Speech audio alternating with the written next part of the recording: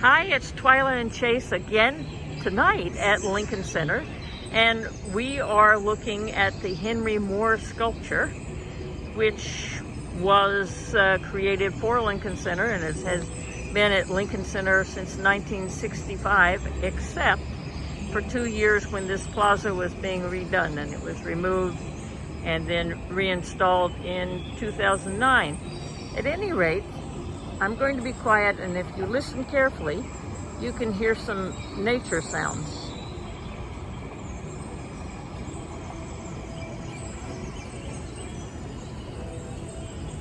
All right, so this is an audio element that Lincoln Center has installed for the enjoyment of people coming back to the plaza.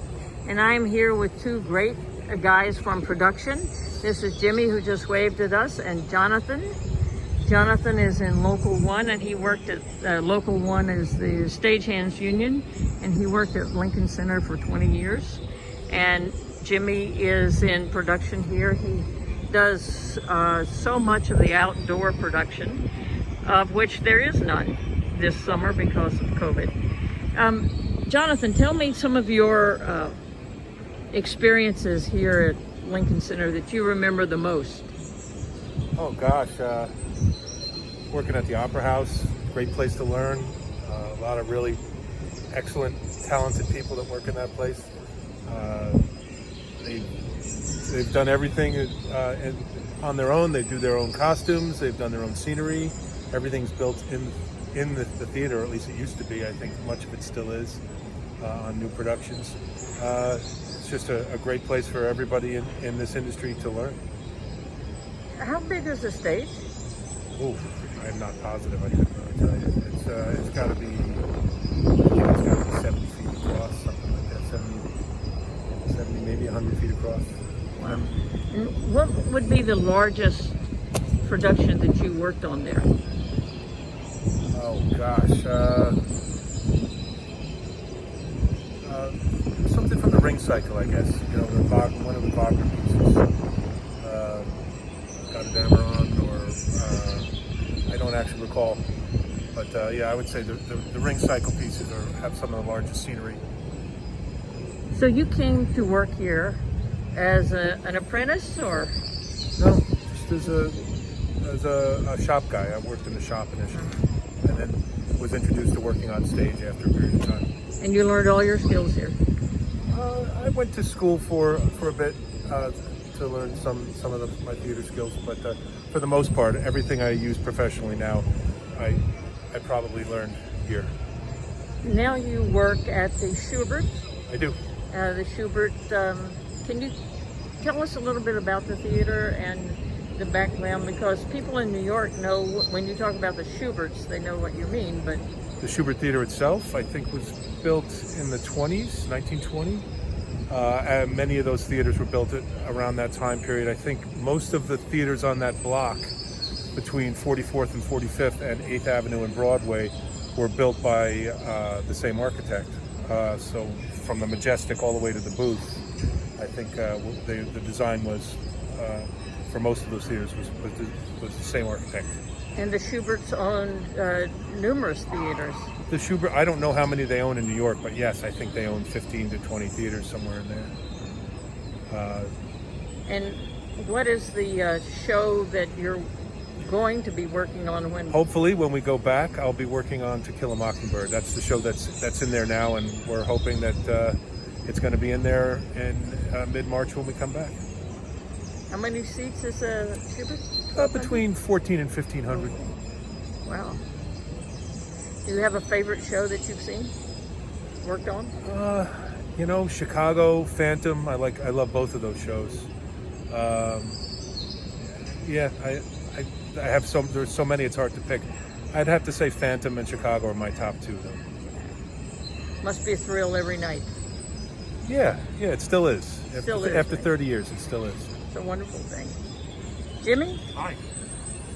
I'm gonna ask you to speak up some. Okay. So, you mostly handle sound, Yes. right? That's true. What are the particular challenges that face a sound engineer outside? the same challenges that you would face inside, basically, except as technology is getting bigger and it's getting more and more in depth, and people want, bigger bang for their buck. So keeping up with the technology is the most challenging thing in lighting or in audio, or basically anything that has to do with theater or concert productions. It's constantly learning. Every day is learning new stuff and trying to keep up with everything that comes out. That's the most challenging thing. Indoor and outdoors, they're two slightly different animals, but basically it's just, pointing speakers at people and so that everybody can hear correctly, and then, people come up with ideas about doing some sort of surround sound or some sort of artistic expression with the sound. That can be challenging too, but mostly it's the technology moving so fast now. You can do surround sound outside? Sure, absolutely you can. We did an install last year at Lincoln Center for Out of Doors, I believe. We did one a couple of years ago that was in a 5.1 surround sound for a wrestling thing, and then we've had plans to put in a 7.2, and it's interesting to try and do a concert like that. What is 7.2? Well, what it means is having multiple speakers in multiple zones. Like a standard home stereo system would be a left, center, right, left surround, right surround, which would be your 5, and the 1 would be your subwoofer. And 7.2, I believe, is a left, center, right, left rear, center rear, right rear, something else in stereo subwoofers. I'm not exactly sure what that is. That's more for a theater type of thing, like movie theater type thing. But they want to incorporate that into live sound, and again, the technology behind it, it's more than I actually know, but it's people want better and better all the time.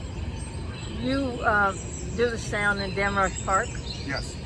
Tell people what Lincoln Center Out of Doors is when we have it. Well, Lincoln Center Out of Doors and Midsummer Night's Swing used to be two separate festivals. Midsummer Night's Swing was an outdoor dance party where we actually built a dance floor on Joseph Robertson Plaza, and we would have a live band that would play 2 sets, and people would come out and you'd go onto the dance floor and you would dance for a half an hour with a DJ. You would have 45 minutes to do a dance lesson with a professional instructor. Then we'd have more DJ, then the band would play for an hour, the DJ would play for a half an hour, and the band would play for another hour. And that was Midsummer Night's Swing. That used to be 5 weeks. When they redid the entire plaza 10 years ago, they tore up the entire plaza, they moved the entire festival over to Damrush Park. So now it's Midsummer Night's Swing for 3 weeks, and then Lincoln Center Out of Doors for 3 weeks. Out of Doors, we take out the dance floor and we install anywhere upwards from 2,500 to 3,000 seats outside, and we throw 3 concerts for 3 weeks, 5 nights a week, Wednesday through Sunday, and it's acts from all over the world, and it could be anything. It doesn't have to be a concert performance, it could be a musical performance. We have dance performances, and those could be from all over the world, depending upon what the director of public programming decides to bring in here. But we've done some pretty amazing things over the past 10, 15 years. Tell me a couple that you particularly loved. Well, we had David Crosby finished out our year last year. He came and played one long set. We've had everything from Finnish accordion wrestling to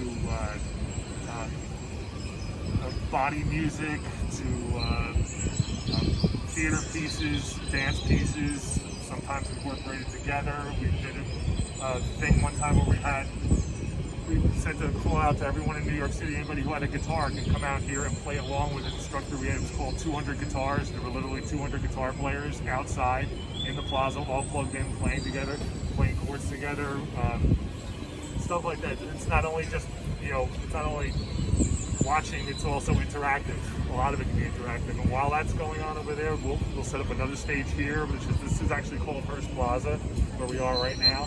We build a stage here, and for the last part of Out of Doors, we'll have several concerts out here. Also, performances on Josie Robinson Plaza, which is where you see the iconic fountain out front. We'll actually put a stage out there. We've had break dancers out there before, and puppet shows, and it's very, very diverse. But I recommend you go on LincolnCenter.org to look to see what's happening, and you'd be amazed when you start to read through all of it. No 2 nights are the same. They're all very, very different. It'll be a concert one night. It'll be a dance the next night. It'll be an interactive dance, or a dance with other people, or anything up from that up to very interactive stuff where we have a kids day where the kids come out and they can dance out on the dance floor and they get professional instructions. There's really a lot going on. Very, very diverse program they have here.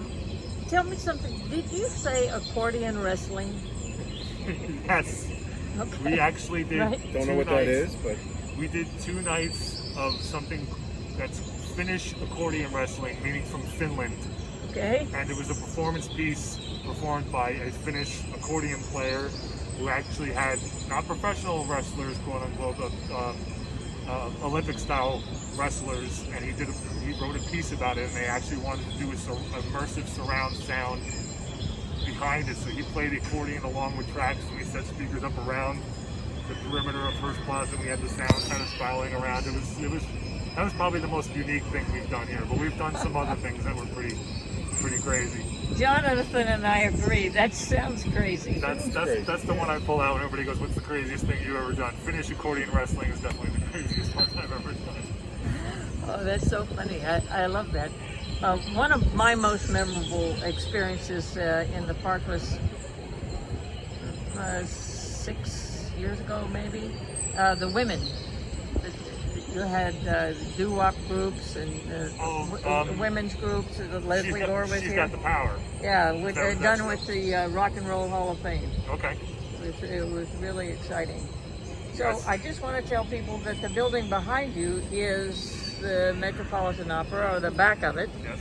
And over here is an Alexander Calder sculpture. I don't know what it's called. I've always thought it looked like a spider, but. And then here is a Lincoln Center library. As you can see, it says for the performing arts. And so most of the Broadway shows in the current area have been filmed with one camera just for recording purposes. And they are in this library, and you can find librettos and all things related to the theater in this library. Now, Jonathan, let me just ask you one quick question here. Mm-hmm. Are there many women in Local 1? there are more and more all the time. It's still not as many as there could be, I guess, but yeah, there are quite a few. And is there an apprentice program? There is an apprenticeship program. I don't have the information on it. I don't know when the next test is being given. I don't think it's given every year. I think it's given every couple of years. It's hard to get an opening, isn't it? I don't know. I didn't come in that way, so I'm not certain. I would think so. Yeah. And now I want to show people that this is the Vivian Beaumont Theater. There's actually 3 theaters in here. The Beaumont, which is the main stage, the Newhouse, a smaller theater downstairs, and the Clairteau, which is called a black box theater. And you can't see it, but it's on the top of this building, and it's for experimental work. And if I go back around this way, across the field there, you'll notice that there is a green lawn underneath. To the right is a restaurant called the Lincoln, and then this lawn is for enjoying the sun and grass and outdoors. And if you look there, you see these circles? They are not crop circles. They are for social distancing. And right behind here you see that it says the Juilliard School, and this is the famous performing arts school. There are others here in New York, but this is Juilliard. And we are on the Upper West Side, and we're back here at the Henry Moore sculpture. And I apologize for dropping the phone before. Thanks so much.